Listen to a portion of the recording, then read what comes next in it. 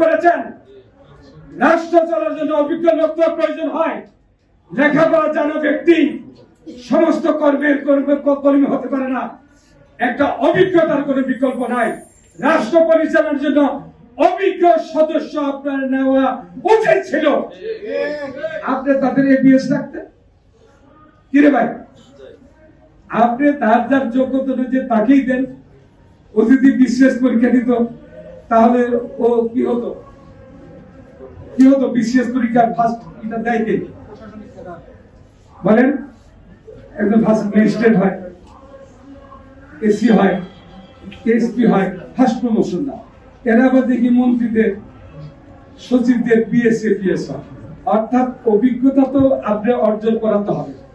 এখন এই অনভিজ্ঞ এই যে চারজন সিপাহী নিলেন আপনি, এই সারা এই 20টা বছর আমরা ছিলাম, এই 17টা বছর এই হাসিনার বিরুদ্ধে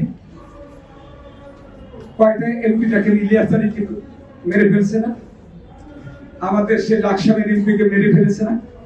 আমাদের সালাউদ্দিনকে বাংলাদেশ থেকে আমাদের স্থায়ী কমিটির সদস্য সালাউদ্দিনকে মেরে ফেলার পরিকল্পনা করে তারপর আল্লাহ থেকে বাঁচিয়ে রেখেছেন বলে তাকে ইন্ডিয়া পাঠিয়ে দেওয়া আছে। এত অত্যাচার করে এই অভিজ্ঞতা প্রফেসর ইউনিভার্সিটি থাকলে তো আজকের বিতর্কে তার থাকার কথা ছিল না। কেন আপনি বিদেশে থেকে লোক কেন হায়ার করার প্রয়োজন হয়েছে? আপনার এই পরিষদে, মন্ত্রী পরিষদে কেন বিদেশিদেরকে জায়গা দিয়েছেন, মন্ত্রিত্ব দিয়েছেন? কোন আপনাকে প্রতারিত করার জন্য, আপনাকে ভুল পথে নেওয়ার জন্য এই অনভিজ্ঞ বিদেশিদের কেন নিয়ে আসছেন? আমাদের দেশে বিজ্ঞজন নাই, দেশ চালানোর মধ্যে কেউ নাই। আপনার চোখে পড়ে নাই প্রফেসর ইউনূস, আপনি ভুল করেছেন।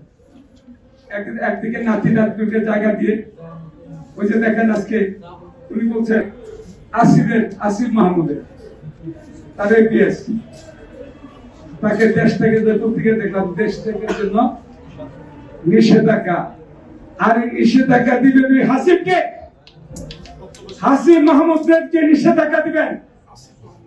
আসিফ মাহমুদকে ওদেরকে ওই আপনার পরিষদ থেকে অর্থাৎ মন্ত্রী পরিষদ বলি, উপদেষ্টা পরিষদের বলি, ওই অনভিজ্ঞ ওই আজকের বালকদের যাদের এখনো কোন দেশ চালানোর কোন জ্ঞান যাদের নাই, ওই লোকদেরকে বের করেন, নিজেকে স্বচ্ছ হিসেবে প্রমাণিত করেন। তারা একটি দলের এজেন্ডা হিসেবে ওরা ছাত্রলীগ করেছে, ওরা জামাত লীগ করেছে। এখন আপনাকে সর্বনাশ করার জন্য, দেশের সর্বনাশ করার জন্য আপনার ঘরে ঢুকেছে।